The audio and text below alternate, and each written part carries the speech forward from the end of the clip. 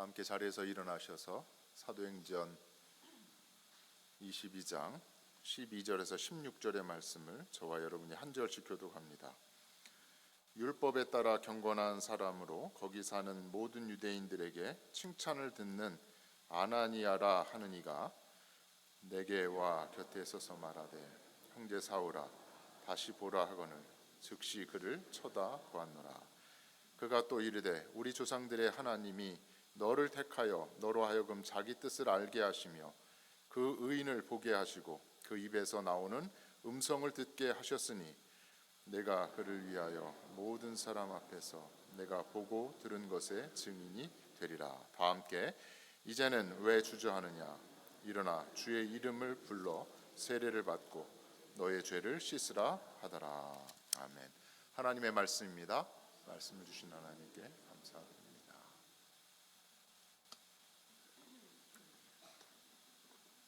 사도행전 22장의 전반부의 말씀을 가지고 보고 들은 것의 증인이라고 하는 제목으로 말씀을 함께 생각해 보고자 합니다. 예루살렘에서 체포된 바울이 유대인들에게 자신의 이야기를 들려주는 이야기가 오늘 본문에 나오는 바울의 연설입니다. 바울은 붙잡힌 상태에서도 어떻게든 복음을 전하려고 했습니다. 그래서 천부장에게 헬라말로 부탁을 했어요. 로마의 천부장이다 보니까 헬라말을 사용하는 사람인데 바울이 헬라말로 천부장에게 말을 하니까 천부장이 깜짝 놀란 것이죠. 내가 헬라말을 하느냐, 유창하게 어떻게 헬라말을 하느냐라고 하면서 바울의 부탁에 귀를 기울이게 됩니다. 그리고 히브리 말로 자신의 이야기를 유대인들에게 손짓까지 하면서 바울이 유대인들을 향해서 히브리 말을 또 했습니다. 천부장이 유창한 헬라말을 듣고 놀라서 바울의 부탁을 들어주고 또 히브리 말로 자신의 이야기를 하는 그 바울을 본 유대인들도 저 사람이 히브리 말을 하네, 아람어를 하네 라고 하면서 조용히 바울의 말에 귀를 기울이게 되었습니다. 바울의 자기 변명, 붙잡혀가는 상황이었는데 자기에게도 말할 기회를 달라라고 하면서 자신의 이야기를 하자 이것을 많은 사람들이 듣게 된 것이지요. 바울의 자기 변명은 곧 자신의 간증입니다. 간증. 붙잡힌 상태에서 바울이 말을 한 것, 매인 것에서 풀려나고자 하는, 내가 붙잡혀 가고 있는데 내 목숨 부지하기 위해서 그냥 말을 한 것이 아니라 자기 동포 유대인들에게 복음을 전하기 위해서 자기가 예수님 만난 이야기를 한 것입니다. 붙잡히고 매맞아 죽을 수 있는 상황에서도 오직 예수 복음을 전하기 위해서 헬라어로 또 히브리어로 아람어로 그렇게 이야기를 한 것이죠. 오늘 유대인을 향한 이 바울의 연설을 통해서 오늘 이 시대 복음을 전하라고 하는 사명을 받은 우리에게 있어서 우리의 해야 할 말, 우리의 간증거리는 과연 무엇인가, 그리고 어떻게 이야기를 하여야 하는가, 오늘 본문의 말씀을 통해서 함께 생각을 해보고자 합니다. 사도행전 22장에 나오는 바울의 이 연설은 크게 세 부분으로 나누어 볼 수 있어요. 우리가 읽지 않았지만 앞부분에 있는 1절에서 5절까지의 말씀은 바울이 유대인으로서 나의 예전의 삶은 이러이러했다라고 하면서 옛날에 본인의 삶에 관한 이야기를 들려주는 것이고, 6절에서 11절까지의 말씀은 바울이 예수님을 만나 어떻게 변화되었는지 회심의 이야기가 두 번째 부분이고요. 세 번째, 오늘 저희가 읽은 본문이지요. 12절에서 16절은 하나님으로부터 주어진 바울의 소명 이야기입니다. 이렇게 세 부분으로 나누어 볼 수 있어요. 첫 번째로 생각해 볼 것은 바울의 이전의 옛날의 삶에 관한 이야기입니다. 예전에 자신이 어떤 사람이었는지 바울이 자신을 소개해요. 3절 이하의 말씀을 보면 나는 유대인으로서 길리기아 다소에서 태어났다. 그리고 이 성에, 예루살렘이죠. 예루살렘에 와서 언제 바울이 예루살렘에 왔는지 정확한 그 연령, 어렸을 때 왔는지 아니면 사춘기 시절에 왔는지 그것을 알 수는 없지만 이 성 예루살렘에 와서 가말리엘의 문화에서 조상들의 율법의 엄한 교훈을 받았다. 당시 가말리아는 가장 존경받는 랍비였습니다. 다시 말하면 최고의 학문을 습득할 수 있는 곳이 바로 가말리아의 문화였다라는 겁니다. 당대 최고의 교육을 받았기 때문에 여러분처럼 나도 그때는 하나님께 열심 있는 사람이었다라고 말을 합니다.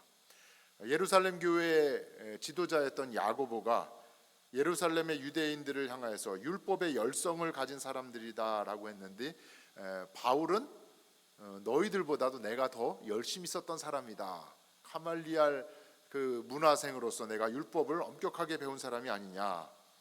심지어 예수 믿는 사람들을 박해하면서 사람을 죽이기까지 하고 스데반이 돌에 맞아 죽는 그 자리에 사울이 서 있었잖아요. 남자 여자를 결박해서 감옥에 넘기기도 했다라는 겁니다. 그만큼 열심히 있었던 사람이 바로 나다. 예전에 내가 그러했다라는 겁니다. 이어지는 5절을 보면 내가 얼마나 율법에 열심히 있었던지 예루살렘의 대제사장들하고 또 장로들이 바로 나를 증명해 줄 증인들이다라고 이야기를 해요.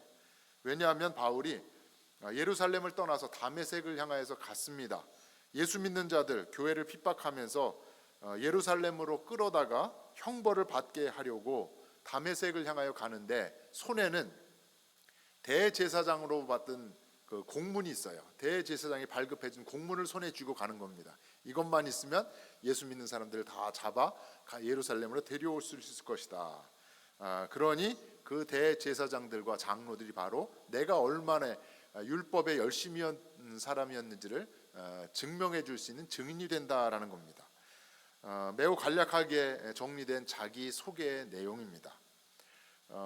교회 여러 모임 중에 부흥회도 하고 세미나도 하지만 그 중에 하나가 간증 집회예요. 간증 집회. 여러분도 그동안 신앙생활에 오시면서 간증 집회 많이 참여해 보셨죠?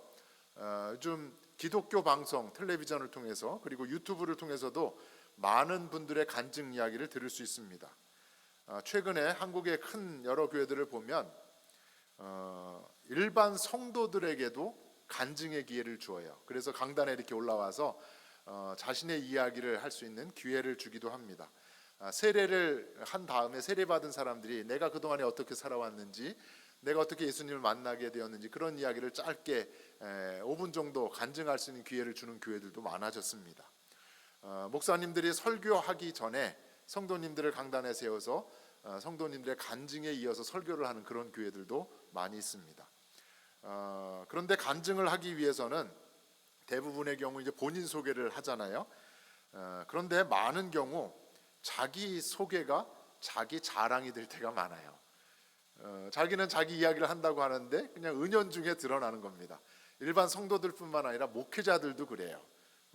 어떤 집회에 가서 자기 이야기를 하는데 자기 자랑을 할 때가 많이 있습니다. 그래서 자기 소개는, 간증을 할 때 자기 소개는 최대한 간단하고 짧게 하는 것이 좋고요. 그리고 자기를 소개하더라도 오늘 간증의 이야기하고 잘 연결이 될 수 있는 서론적인 그런 내용으로 자기 소개를 하는 것이 좋다라는 생각입니다. 오늘 바울이 그렇게 했다라는 거죠. 간략하게 자기 소개를 통해서 그 목적은 무엇이었느냐?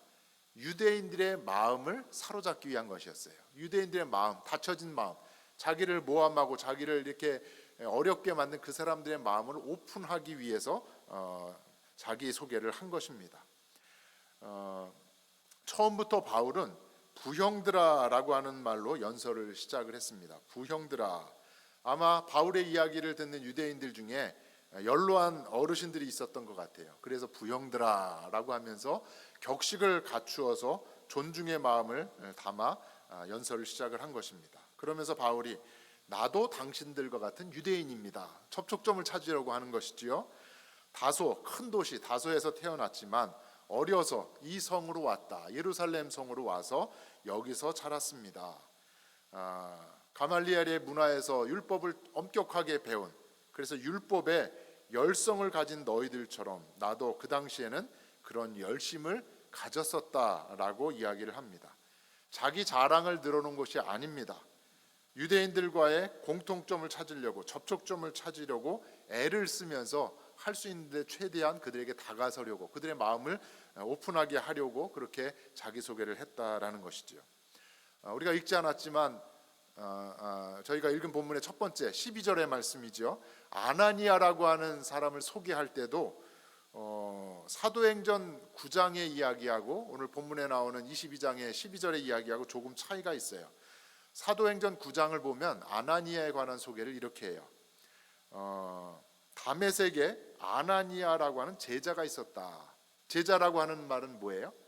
예수님을 따르는, 예수님을 믿고 따르는 그리스도인이라는 거예요.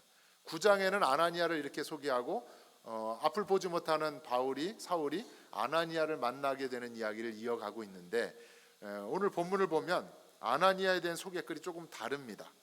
율법에 경건한 사람이다. 좀 다르죠? 그리스도인이라고 하는 부분은 드러내지 않고 율법에 경건한 사람으로서 거기서는 유대인들, 모든 유대인들에게 아나니아는 무엇을 듣는 사람이다? 칭찬을 듣는 사람이다 라고 하면서 바울이 만난 아나니아에 대해서 이렇게 소개를 하고 있는 것입니다. 유대인들의 마음을 얻기 위해서, 그들의 마음을 열게 하기 위해서 이렇게 할 수 있는 최선을 다하는 바울의 모습을 볼 수 있는 것이죠.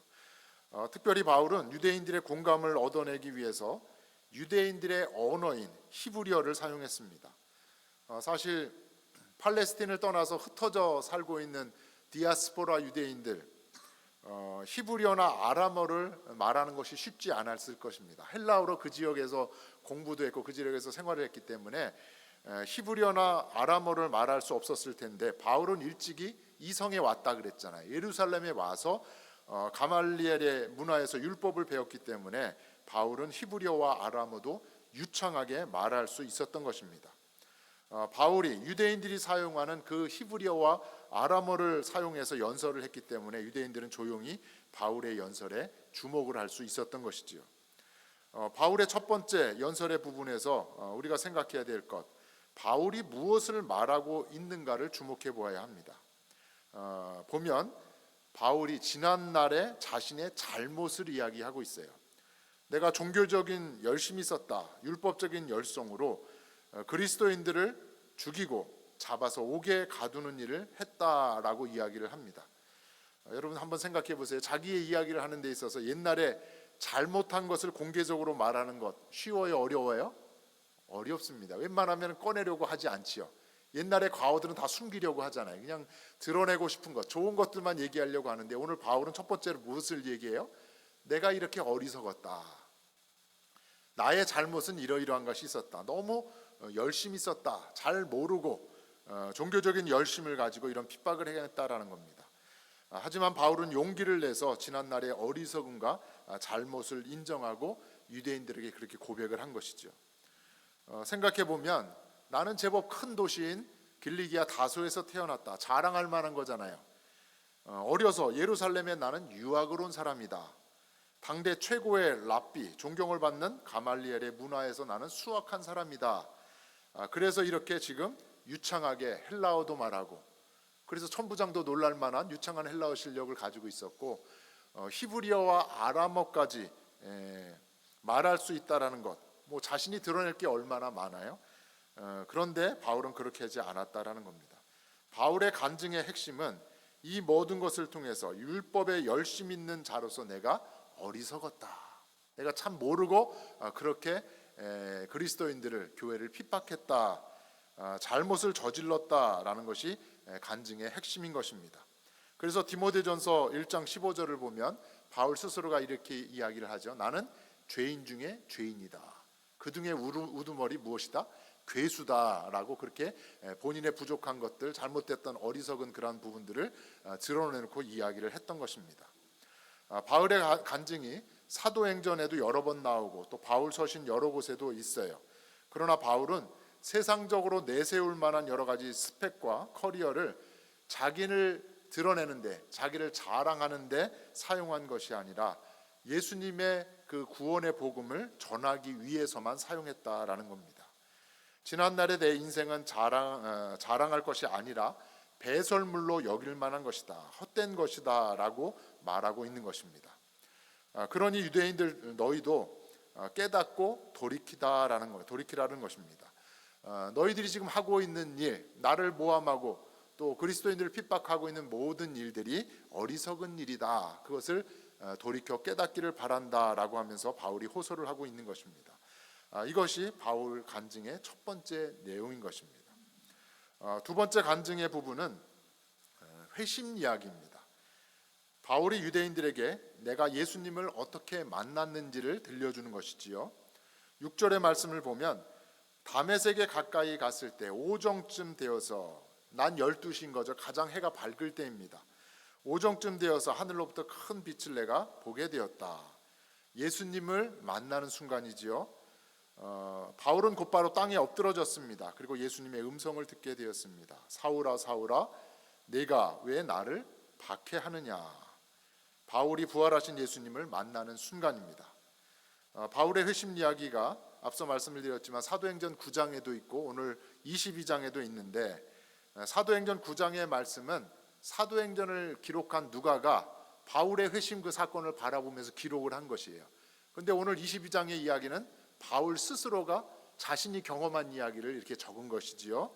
그래서 본문의 이야기는 9장에 없는 몇 가지 이야기들이 추가가 되어 있습니다. 바울이 유대인들을 고려해서 더 자세하게 자신의 경험한 이야기들을 하나하나 자세하게 설명을 했기 때문에 그런 것입니다. 바울이 예수님을 만난 이야기 가운데 우리가 주목해 보아야 할 말씀이 있습니다. 첫 번째 말씀은 부활하신 예수님을 만난 바울이 예수님을 향하여서 주님 누구십니까? 라고 질문을 한 거예요. 이에 예수님께서 내가 박해하는 나사렛 예수다라고 하늘의 음성이 들렸습니다. 바울이 자신이 박해하던 예수님을 만난 것입니다. 예수 믿는 자들을 죽이고 잡아 옥에 가두던 사람이 부활하신 예수님을 직접 만난 것입니다. 바울의 간증의 두 번째 내용은 바울이 다메섹 도상에서 부활하신 예수님을 만났다는 그 이야기지요. 그래서 바울이 예수님 앞에 그냥 예수님이 아니라 내가 박해하는 예수가 아니라 나사렛 예수를 만났다라는 것입니다. 이것을 추가한 것이에요. 예수님 만난 것 더 구체적이고 실제적인 일로 말하기 위해서 나사렛 예수다라고 말을 한 것입니다. 오늘 바울이 부활하신 예수님을 만난 것처럼 저와 여러분도 예수님을 만난 사람인 줄로 믿습니다. 저와 여러분이 예수님을 만났다고 하면 바울처럼 예수님을 만났다고 하면 바울이 이렇게 자기의 경험을 유대인들에게 당당하게 이야기한 것처럼 저와 여러분도 내가 만난 예수님을 세상 많은 사람들에게 누구에게든지 말할 수 있어야 하는 줄로 믿습니다. 예수님을 만난 사람은 예수님이 누구인지를 아는 사람입니다. 예수님을 만난 사람들은 예수님이 어떤 분인지를 잘 아는 사람입니다. 병고침을 비롯해서 신비한 체험을 통해 예수님을 만난 분도 있을 것입니다. 그리고 이 중에는 예배를 드리는 중에 뜨거운 체험을 할 수도 있죠. 기도하는 중에 그리고 말씀을 묵상하면서 예수님을 만난 분도 있을 것입니다. 때로는 힘들고 어려운 일을 겪으면서 하나님 도와주세요. 예수님 저를 붙들어 주세요. 간절한 마음으로 나아갈 때 예수님을 만난 분들도 있을 것입니다. 중요한 것은 내가 만난 예수님을 우리는 말할 수 있어야 한다라는 겁니다. 저는 대학교 1학년 때 예수님을 뜨겁게 만났어요. 인격적으로 예수님을 나의 주님으로 고백한 순간이 있었습니다. 대학을 다니면서 예전부터 중학교 고등학교 때 가졌던 그 불만이 드디어 터져 나온 겁니다. 모태신앙에 대한 불평불만이었습니다. 예전에도 제가 여러 번 말씀을 드렸는데 그래서 내가 하나님을 멀리 떠나야 되겠다라는 그런 생각을 어리석은 생각이지요. 그래서 군대를 다녀오려고 했습니다.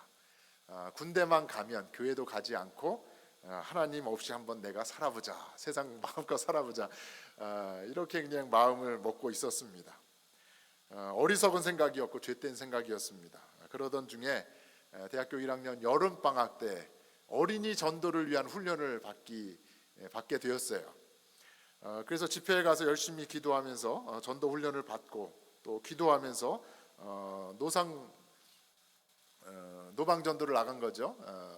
그냥 공원에 가서 아이들을 초청해서 복음의 이야기를 들리면서 손잡고 예수님 영접하게 하는 그 전도를 하는 그런 과정이었습니다. 그때 뜨거운 하나님의 사랑을 경험하면서 예수님이 정말 내 안에 계시구나, 그것을 믿음으로 고백하는 순간이 왔습니다. 전도를 하는데 아이들을 붙잡고 막 모아서 말씀을 전하고 아이들과 함께 찬양을 부르고 하는데, 복음을 전하는 그 순간, 예수님을 마음속에 아이들에게 모셔드리기 위한 영접기도라는 그 순간이 되면 자동차가 지나가든 오토바이가 지나가든 그걸 방해하는 거예요. 그런 것들을 그냥 실질적으로 느끼는 겁니다. 이게 하나님의 역사로구나, 복음을 방해하는 사탄의 영역이 이렇게 있구나. 그런 것들을 계속 가는 곳곳마다, 공원마다, 아이들을 만나는 순간마다 경험하면서 저의 부족함을 알게 되고 하나님만을 의지할 수밖에 없는 그 순간이었습니다. 그때 하나님께서 저에게 주신 말씀이 있습니다. 내가 과연 너를 버리지 아니하고 내가 과연 손필이 너를 떠나지 아니하리라. 여호수아에게 들려준 말씀, 신앙의 많은 사람들, 또 신약의 히브리서 13장 5절에 있는 그 말씀이었습니다. 내가 손필이 너를 과연 떠나지 아니하고 내가 너를 버리지 않았는데 내가 군대에 가서 나를 버린다고? 이런 말씀을 저에게 들려주셨던 겁니다. 이 세상에 어떤 것도 하나님의 사랑에서 끊을 수 있는 것이 아무것도 없다. 로마서 8장의 마지막 부분에 있는 말씀이지요. 그 당시에 얼마나 제가 받은 은혜가 컸는지, 학교를 오고 가고 신앙생활을 하면서, 여러분 제가 운전을 잘한다고 여러분에게 칭찬을 많이 들어요. 어떻게 그리 편안하게 운전을 하느냐. 대학교 1학년 때 전도사처럼 생활을 했어요. 교회 여선교회 분들, 여름성경학교, 교회 모든 행사 자동차 운전을 제가 다 했습니다. 어르신들을 모시고 다닐 때 어떻게 하면 편안하게 모시고 다닐 수 있을까라고 하면서 최선을 다해서 정성껏 운전을 한 실력이 오늘의 저의 운전 실력이 된 겁니다. 그때는 그렇게 좋았습니다. 찬송을 불러도 그 크신 하나님의 사랑 얼마나 좋은지, 내 영혼이 은총 입어 중한제진 벗고보니 그 어디나 하늘나라, 흥얼흥얼 거리면서 대학교 1학년 때 예수님을 만난 그때의 그 마음이 너무나 평생 오늘에 이르기까지의 저의 마음이었던 것입니다. 그때 주님, 예수님, 당신은 누구십니까? 오늘 바울이 부활하신 예수님을 만났을 때의 질문이잖아요. 주님, 당신은 누구십니까? 저의 그 질문에 하나님은 나는 너를 떠나지 않고 나는 너를 버리지 않는, 너를 정말로 정말로 사랑하는 하나님이다. 저에게 들려주신 하나님의 음성, 예수님의 말씀이셨습니다. 며칠 전에 이일복 목사님의 사모님, 권영자 사모님의 생신을 맞아서 이일복 목사님의 가족들이 함께 모여 저녁 식사를 했습니다. 기도하기 전에 사모님에게 짧은 이야기를 하나 해드리면 좋겠다라는 생각에 여러 성경 말씀을 생각을 했습니다. 운전 중에 요한복음 15장 5절의 말씀을 생각하게 되었습니다. 함께 읽겠습니다. 나는 포도나무요 너희는 가지라. 그가 내 안에 내가 그 안에 거하면 사람이 열매를 많이 맺나니 나를 떠나서는 너희가 아무것도 할 수 없습니다. 포도나무 가지는 어디에 붙어 있어야 돼요? 포도나무이신, 참 포도나무이신 예수님께만 붙어 있으면 됩니다. 그런데 한 가지 더 필요한 것이 있어요. 지난 봄에 제가 한국에 다녀왔잖아요. 집에 가봤더니 텃밭에 어머니께서 포도나무 한 그루가 있는데 잘 관리를 안 하신 거예요. 도시에 사는 형하고 누나도 별로 관심이 없었던 것 같아요. 그래서 제가 사랑하는 마음으로 포도나무 생각하면서 가지를 다 쳐주고 그리고 기둥을 세웠어요. 그리고 프레임 구조물을 만들어 주었습니다. 왜 그랬을까요? 가지가 넝쿨을 타고 올라가야 되잖아요. 위로 올라가서, 그래서 하우스 파이프를 가지고 그래도 제법 볼만한 그런 구조물을 만들어서 포도 넝쿨이 잘 올라가게 만들어 주었습니다. 포도나무 가지가 잘 자라서 누나로부터 연락이 왔어요. 야, 포도나무가 그래도 제법 넝쿨이 커져서 포도송이가 몇 송이 열렸다. 좋은 소식을 제가 이야기를 들었습니다. 제가 그 이야기를 권영자 사모님께 들려드렸습니다. 포도나무, 참 포도나무 대신 예수님께 잘 붙어 있는 거 제일 중요하죠. 근데 또 하나 중요한 것이 있습니다. 포도나무 가지가 넝쿨을 뻗으면서 그 구조물, 기둥, 파이프에 잘 붙어 있는 것처럼 사모님, 이일복 목사님께 꼭 붙어 계세요. 정한나 장로님과 이산나 권사님과 가족들, 손주들까지 있잖아요. 윌리엄과 벤자민 이르기까지 크리스찬과 손주들 모든 20여 명 식구들에게 사모님 꼭 붙어 있으면 됩니다. 뭐예요? 사랑의 끈으로 잘 연결되고 잘 붙어 있으면 사모님 건강의 열매도 잘 맺어지게 행복의 열매 잘 맺어 가실 것입니다. 그 말씀을 제가 드리고 함께 기도를 했습니다. 요한복음의 말씀이지만 동시에 저의 대학교 1학년 때 고백의 이야기인 것이지요. 하나님의 사랑이 나를 꼭 붙들고 있을 때, 하나님 나를 떠나주시 않는 하나님, 나를 버리지 아니하시는 그 하나님, 저도 할 말이 있다라는 겁니다. 예수님 만난 그 때의 경험, 할 말이 있다라는 것이죠. 사랑하는 성도 여러분, 저와 여러분도 바울처럼 내가 만난 예수님은 누구시다, 나를 사랑하시는 하나님, 나를 결코 버리지 아니하시는 하나님, 나를 떠나지 아니하시는 하나님, 제가 그렇게 당당하게 고백하는 것처럼 저와 여러분도 내가 만난 예수님은 누구시다라고 담대하게 말할 수 있는 저와 여러분이 되어주기를 주의 이름으로 간절히 축원합니다. 또 하나 부활하신 예수님을 만난 바울이 또 하나의 질문을 해요. 첫 번째는 주님, 당신은 누구십니까? 두 번째는 10절에 있는 말씀, 주님, 무엇을 하리까? 무엇을 제가 해야 됩니까? 바울의 질문에 예수님께서 일어나 다메섹으로 들어가라 라고 말씀을 하셨어요. 예수님을 만난 사람들에게는 변화가 생깁니다. 뭐가 생겨요? 변화가 생긴다라는 겁니다. 바울에게도 변화된 모습이 있었습니다. 한번 생각해 보세요. 바울이 어디를 향해서 갔습니까? 다메섹을 향해서 갔죠. 대제사장의 공문을 가지고 갔습니다. 다메섹으로 들어가는 것은 변함없는 일이었어요. 예수님 만나기 전에도 그 공문을 가지고 다메섹을 향해서 갔지요. 그런데 부활하신 예수님을 만난 이후에도 예수님께서 무엇이라 그러세요? 일어나 어디로 가라? 다메섹으로 또 들어가래요. 변한 게 없어요. 그럼 무엇이 변했을까요? 한 가지 변화된 것이 있다고 하면, 예전에는 바울이 자기의 생각과 자기의 의지대로 무엇인가를 하려고 했습니다. 예수 믿는 자들을 잡아 옥에 가두려고. 누구의 생각이에요? 율법에 열심히 했던 자기 생각이었던 겁니다. 더군다나 대제사장의 공인된 공문까지 가지고 가니 얼마나 당당했겠어요. 자기 의지대로, 자기 생각대로, 자기 계획대로 가던 다메섹으로 향한 길이었습니다. 그런데 예수님을 만난 이후에 바울은 더 이상 자기 마음대로 할 수 없었습니다. 자기 뜻대로 할 수 없었어요. 왜요? 빛의 광채로 말미암아 볼 수 없게 되었기 때문입니다. 그래서 바울이 어떻게 다메섹으로 갔어요? 함께 가던 사람들의 손에 끌려서 다메섹을 향해 가게 되었습니다. 자기 뜻대로 하던 사람이 성령에 이끌려 다니게 된 것입니다. 이것이 바울에게 일어난 변화인 것입니다. 부활하신 예수님을 만난 베드로에게도 변화가 있었습니다. 내 양을 먹이라, 요한복음 21장에 있는 유명한 말씀이지요. 이 사명을 받은 베드로가 예수님으로부터 이러한 말씀을 들어요. 요한복음 21장 18절에 있는 말씀이에요. 한 목소리로 읽습니다. 내가 젊어서는 스스로 띠띠고 원하는 곳으로 다녔거니와 늙어서는 내 팔을 벌리리니 남이 내게 띠띠우고 원하지 아니하는 곳으로 데려가리라. 젊어서는 어떻게 했어요? 내가 띠를 띄워서 내가 생각하는 대로 내 욕심대로 살았는데, 앞으로는 내 양을 먹이라 사명을 들은 베드로 어떻게 된다는 거예요? 내가 원하지도 않는데도 두 팔을 벌리게 된다. 십자가에 못 박혀 죽게 된다라는 거예요. 거꾸로 못 박혀 죽게 될 것이다. 그리고 남이 내게 띠띠워서 내가 원하지 않는 곳으로 데려가게 될 것이다. 자기의 의지가 아니라 베드로는 하나님의 뜻을 따라 그리고 성령에 이끌려 앞으로 사명을 감당하게 될 것이라고 말씀을 하신 것입니다. 다시 말하면 바울의 질문, 두 번째 질문이죠. 주님, 제가 무엇을 해야 합니까? 라고 하는 이 질문은 이제 저는 아무것도 할 수 없으니 제가 무엇을 해야 하는지 예수님께서 말씀해 주세요.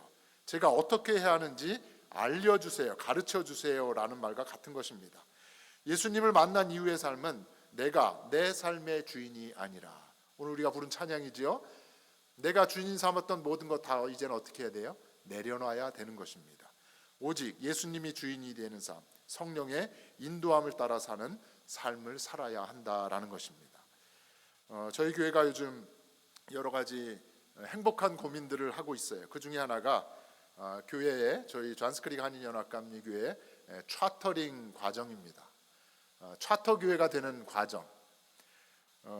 여러분 뭐 임원들과는 제가 많이 이야기를 나눴지만 저희 교회는 2015년에 연해에서 이 존스크릭과 알파레타와 커밍 이쪽 지역에 있는 많은 한인들이 살고 계시잖아요. 그분들을 위한 미셔널 처치로 저희 교회를 시작을 한 거예요.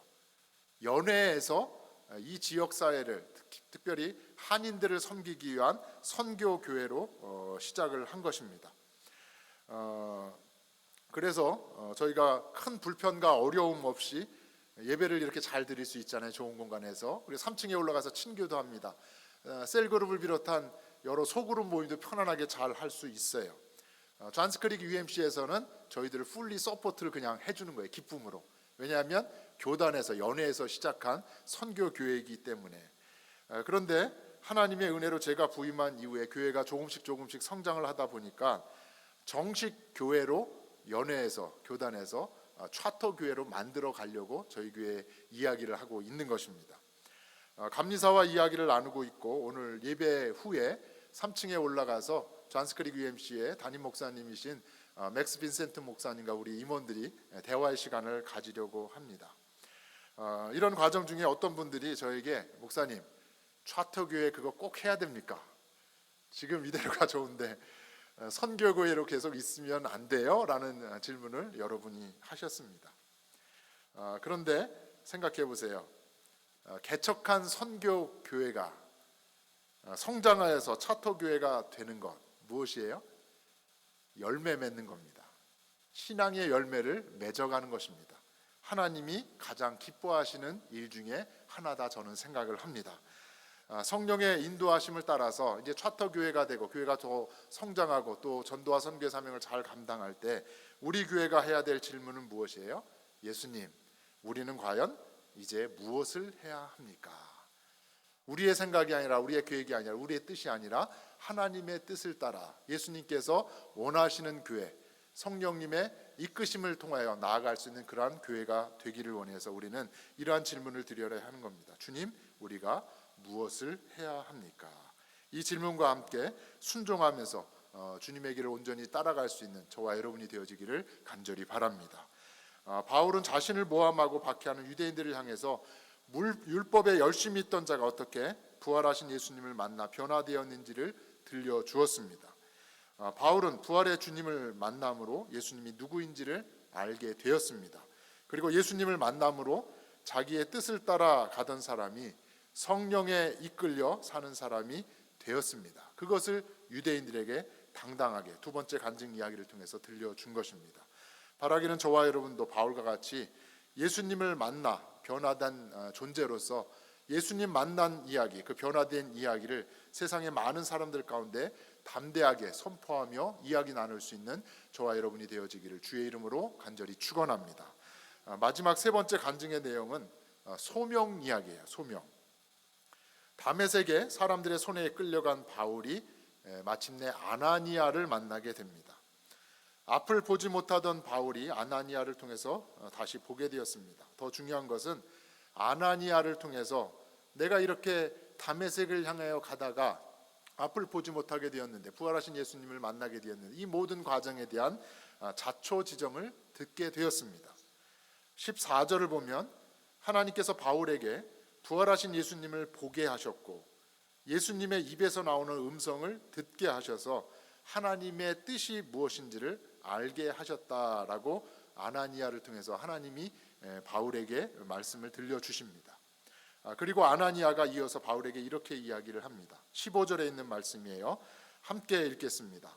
내가 그를 위하여 모든 사람 앞에서 내가 보고 들은 것에 증인이 되리라. 다메섹 도상에서 부활하신 예수님을 본 것, 그리고 예수님으로부터 들은 것을 전하라라고 하는 사명이 바울에게 주어진 것입니다. 보고 들은 것에 증인이 되라는 것이죠. 예수님을 만난 사람들의 또 하나의 특징이 있는데 변화된 특징이 있고 또 하나의 특징은 가서 전한다라고 하는 특징이에요. 요한복음 4장을 보면 사마리아 수가성의 여인이 예수님을 만나 이야기를 나눈 이야기가 있어요. 물을 달라, 영생하는 물을 주는 이야기지요. 예수님과의 대화를 통해서 수가성의 이 여인이 예수님이 누구인지를 알게 되었습니다. 우리가 기다리던 메시아 그분이다, 그리스도라라는 것을 알게 되었습니다. 요한복음 4장 28절과 29절에 이러한 말씀이 있죠. 여자의 행동입니다. 여자가 이고 온 물동이를 어떻게 했어요? 버려두고 자기가 살던 동네로 들어갔습니다. 그리고 사람들에게 이르되 내가 행한 모든 일을 내게 말한 사람을 내가 만났다. 남편이 몇인지까지 다, 자신의 부끄러운 것까지 다 아는 사람이 있어요. 그러니 내가 그분을 만났는데 그분은 바로 누구다? 메시아 예수 그리스도시다. 그러니 당신들도 와서 어떻게 해라? 보라. 당당하게 얘기를 한 것입니다. 예수님 만난 사람들의 또 하나의 특징은 뭐예요? 가서 전하는 것입니다. 내가 누구를 만났다? 예수님을 만났다. 예수님이 내 앞에 나타나셨다. 내가 그 예수님을 보았고 예수님의 음성을 들었다. 와서 보라. 이것이 수가성 여인의 담대한 복음 전도의 모습이었던 것입니다. 찬송가 288장이에요. 예수를 나의 구주 삼고, 우리가 즐겨 부르는 찬송이지요. 찬송가의 어머니, 찬송가의 여왕이라고 불리는 페니 크로스비라고 하는 분이 작사한 곡입니다. 페니 크로스비의 찬송이 한국의 그 찬송가에도 20여 편이 실려 있습니다. 우리가 즐겨 부르는, 우리가 좋아하는 찬송, 예수를 나의 구주 삼고를 비롯해서 나의 갈 길 다가도록 예수 인도하시니, 이 찬송도 작사하신 거예요. 인내하신 구세주여 주의 음성을 내가 들으니, 이 유명한 모든 곡이 페니 크로스비의 찬송입니다.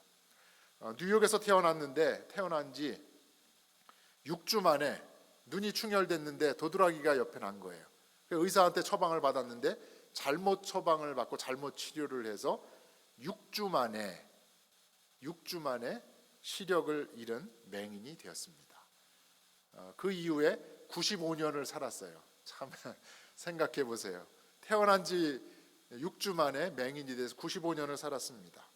뉴욕시에 있는 맹인 학교를 다니면서 15살 때 시를 통해서 본인의 재능을 터득하게 돼요. 기가 막히게 시를 잘 쓰는 겁니다. 많은 사람들이 와서 시를 써달라고 해. 거기에 작곡한 사람들이 곡조를 붙여서 놀라운 음악이 탄생하게 되는 겁니다. 그것을 통해서 하나님과 더 깊은 교제를 나누며 살아갈 수 있게 되었습니다. 95년의 인생을 살면서 찬송가 작시를 무려 9,000편을 썼다고 합니다.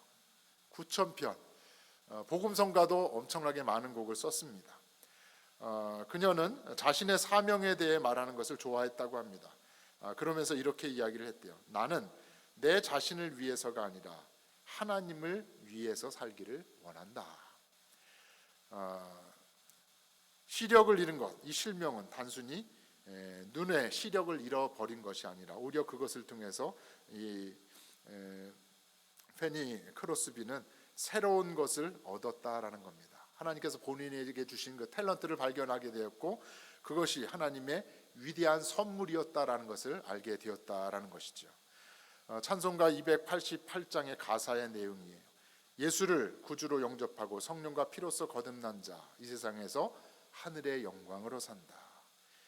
예수를 영접한 사람들, 하나님의 음성을 들으며 천사들을 왕래하는 그 기쁨을 누리며 산다.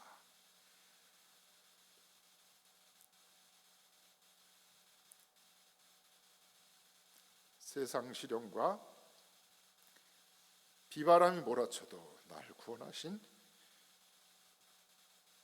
예수만 바라보고 늘 찬양하며 살겠다. 이것이 페니 크로스비의 무엇이라는 겁니다. 이것이 나의 스토리다, 간증이다. 이것이 나의 하나님을 향한 찬양, 송이다. 페니 크로스비의 삶의 고백이 오늘 우리에게 주어진 찬송가 288장이에요. 말씀을 마무리합니다. 바울이 예수님을 만나 변화된 자신의 이야기를 유대인들에게 들려주었습니다. 부활하신 예수님 눈으로 보고 귀로 들은 것을 가서 전하라 라고 하는 말씀을 들으므로 사도 바울이 박해자에서 핍박자에서 긍휼을 입은 자로서 복음의 사명자가 되었습니다. 오늘 이 시대에 하나님께서 세상에 많은 사람들이 있지만 저와 여러분을 부르셨습니다. 또 예수님 만난 자로 이 자리에 서게 하셨습니다. 저와 여러분을 이 시대에 복음의 사명자로 부르신 줄로 믿습니다. 이 세상을 살아가면서 저와 여러분 세상 가운데 많은 사람들 가운데 당당하게 말할 수 있어야 될 줄로 믿습니다. 내가 만난 예수님은 이러이러한 분이다. 예수님 만난 이야기 또한 예수님을 보고 들은 것, 이 세상을 하루하루 살면서 또 평생의 삶 담대하게 그 예수를 전하는 사명자의 온전한 삶을 잘 살아갈 수 있는 저와 여러분 또한 우리 교회가 되어지기를 주의 이름으로 간절히 축원합니다.